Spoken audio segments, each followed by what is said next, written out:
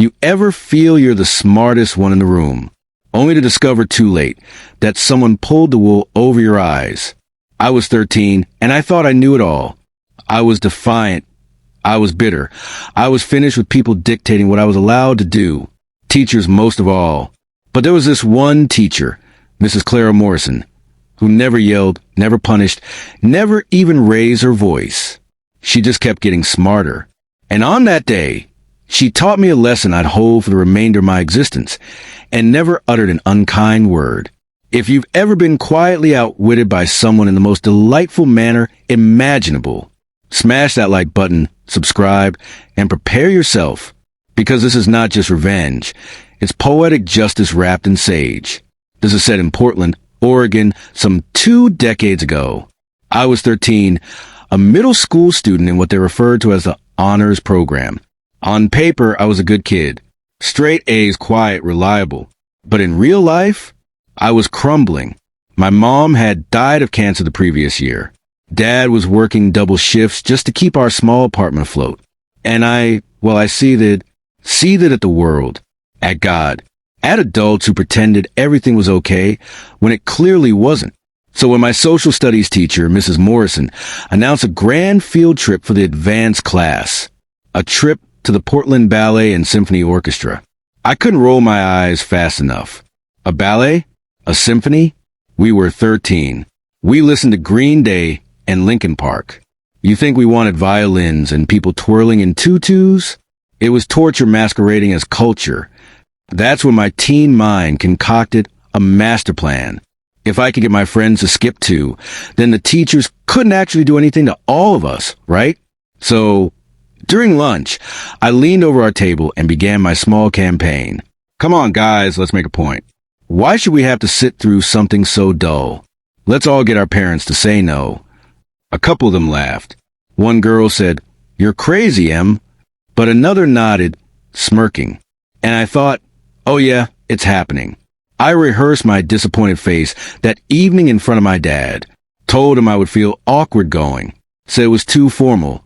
I wouldn't be able to cut it there. He was beat, half sleeping on the couch. Hardly glanced up. Just let out a sigh and signed permission slip. The no box marked. Boom. Done. Mission accomplished. Rebel of the year. The following morning, I marched into class wearing my no slip as if I just held a protest. Everyone was abuzz, preparing for the trip. I approached Mrs. Morrison, inserted my paper into her hand, and shrugged. She picked it up, glanced at me, and that's when I saw something odd in her eyes. Not anger, not disappointment, but amusement. Then she smiled. Not the sarcastic kind. The soft, knowing sort that tells you just don't know what's around the bend. "Well, that's unfortunate, Emily," she said gently, "because you won't be riding the bus today. You'll be having your own field trip." I blinked. Wait, what? My brain rebooted completely. Before I could question what she was saying, she waved toward the door. "Library. Mr. Patel's waiting for you." And that is how my master plan ended up being 6 hours of written torture. When I arrived, the librarian, Mr. Patel, pushed a thick binder in my direction. "Mrs. Morrison said you'll be working on this today." The title? Cultural Appreciation and the Role of Performance Art in Society. I glared at it as if it had somehow insulted me personally. While my friends were away watching ballerinas dance and an orchestra play live music, I sat there in the hushed library amidst old encyclopedias covered with dust and fluorescent lights that hummed as if taunting me. Each hour seemed like a week. My hand grew cramped. The odor of old paper made me sick to my stomach. At one time, I even began counting ceiling tiles just for the sake of sanity. I considered sneaking out, but something within Mrs. Morrison's smile warned me she'd see through it.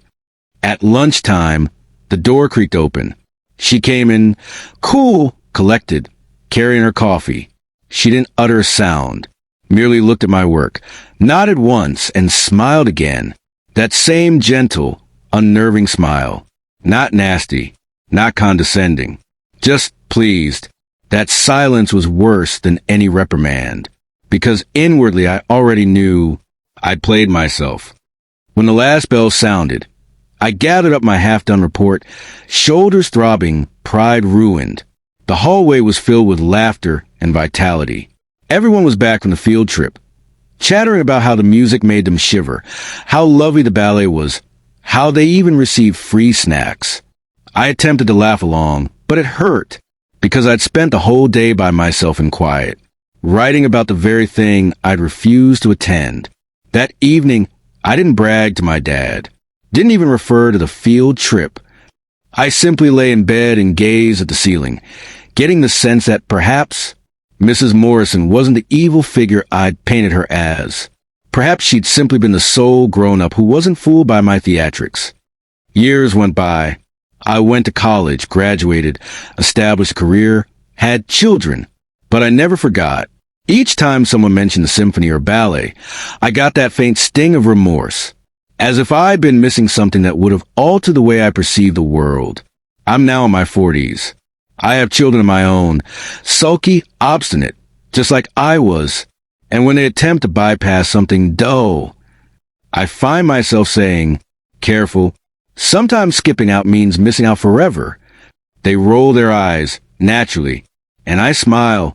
The same kind Mrs. Morrison used to smile at me, because I understand now. Her vengeance wasn't merciless.